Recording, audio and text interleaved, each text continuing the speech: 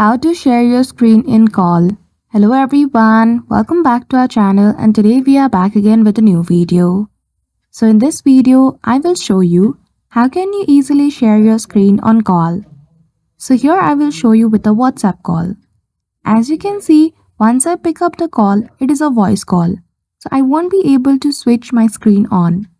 So once you turn the video call on, the other end of the user should also accept the offer of video call, and as you can see between flipping your camera and video on, you can see the option of sharing your screen. Simply click on it, allow the permission by clicking on continue and click on start now. After that, once you click on stop sharing, your screen sharing will stop on the call. So that's it. Just like that, you will be able to screen share on call. So I hope you found this video helpful. If you did, don't forget to give it a thumbs up and subscribe to our channel for such tutorial. Thank you for watching till the end.